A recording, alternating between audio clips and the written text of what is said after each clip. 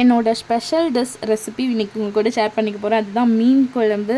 நம்ம வளவலன்னு எதுவும் பேசாமல் ஸ்ட்ரைட்டாக ரெசிபிக்குள்ளே போயிடலாம். ஃபஸ்ட்டு கடாய் வச்சுக்கோங்க. கடாய் வச்சுட்டு எண்ணெய் சேர்த்ததுக்கப்புறமா எண்ணெய் நல்லா காஞ்சதும் கொஞ்சமாக 1 ஸ்பூன் அளவுக்கு கடுகு சேர்த்துக்கிறேன். கடுகு பொரிஞ்ச உடனே 1 ஸ்பூன் வெந்தயம் சேர்க்குறேன். வெந்தயம் சேர்க்கும்போது அடுப்பை வந்து சிம்மில் வச்சுக்கோங்க. அப்போ தான் வந்து வெந்தயம் கரிஞ்சு போகாது.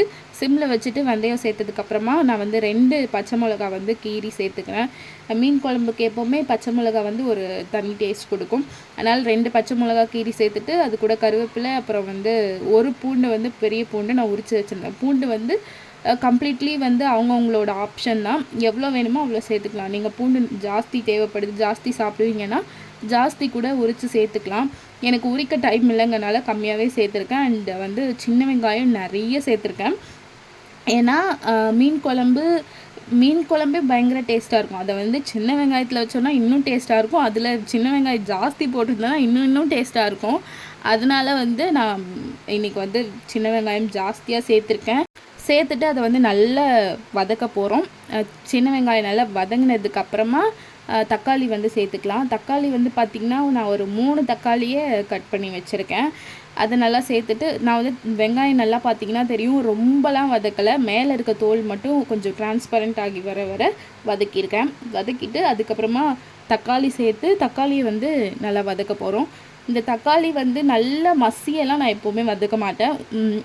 நல்லா தக்காளி வெந்திருக்கணும், ஆனால் ஒன்றும் பாதியாக மசிஞ்சிருக்கணும்.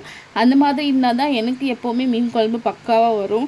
ரொம்ப மசிய விட்டேன்னா அன்றைக்கி வந்து மீன் குழம்பு எனக்கு சரியாக வராது. இந்த கன்சிஸ்டன்சியில் இருந்தால் மட்டும்தான் எனக்கு சூப்பராக வரும். இந்த மாதிரி நல்லா தக்காளி வந்து ஒன்றும் பாதியாக வதங்கினதுக்கப்புறமா கொஞ்சம் வந்து மஞ்சத்தூள் சேர்த்துக்கிறேன். அப்புறம் 1 ஸ்பூன் வந்து கொஞ்சம் சில்லித்தூள், அதாவது காஷ்மீரி சில்லி பவுடர் சேர்த்துக்கிறேன். அது வந்து கலருக்காக மட்டுமே சேர்க்குறேன். இதுக்கப்புறமா வீட்டில் அரைச்ச குழம்பு மிளகாய் தூள். இதுதான் இருக்கிறதுலையே ஒரு ஸ்பெஷல் இன்க்ரீடியண்ட் அப்படின்னு சொல்லலாம் இந்த குழம்புக்கு. ஸோ வீட்டு மிளகாத்தூள் சேர்க்கும் போது அது வந்து செம்ம டேஸ்ட்டாக வரும். அது வந்து ஒரு 4 ஸ்பூன் வந்து 4 டேபிள் ஸ்பூன் அளவுக்கு வந்து நான் சேர்த்துக்கிறேன். சேர்த்துட்டு அதை அப்படியே கலந்து விட்டுட்டு எண்ணெயிலேயே நல்லா கலந்து விட்டுக்கலாம். கலந்து விட்டதுக்கப்புறமா நான் வந்து ஒரு பெரிய சைஸ் புளி வந்து ஊற வச்சுருந்தேன்.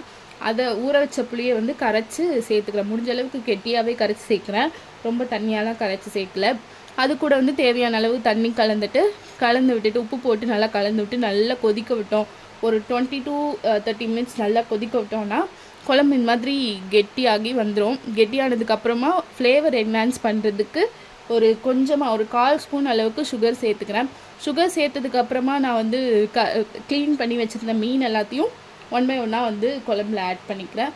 மீனை வந்து ரொம்ப நேரம் வேக விட வேண்டாம். ஒரு 5 to 8 மினிட்ஸ் வேக விட்டால் போதும்.